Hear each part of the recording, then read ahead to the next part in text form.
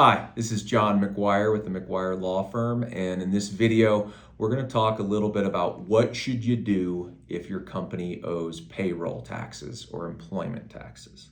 So first and foremost, what you need to do is get in compliance. You get in compliance by starting to make those federal tax deposits. So every time you have a payroll period and you withhold funds, you need to deposit those funds over to the IRS. The timing at which you need to deposit is going to be dictated by the total amount of tax liability you have. You might have to deposit almost immediately upon the payroll period. Sometimes you're monthly, perhaps it could even be quarterly with the return.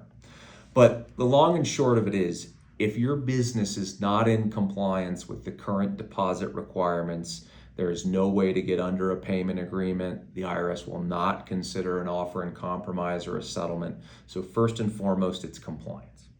After that, you should have a financial analysis run. If you're comfortable doing it, fantastic. If not, you should be able to speak with a tax attorney who could look at the financials of the business and make a determination as to, one, would the business qualify for an offer in compromise and perhaps be able to settle the debt? Or if not, let's start looking at an installment agreement whereby you would look to satisfy the payroll tax debt through installments.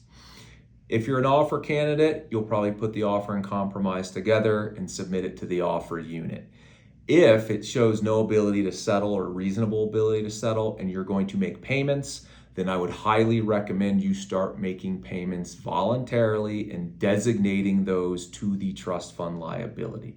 The trust fund is the portion that individuals within the business can be personally exposed to.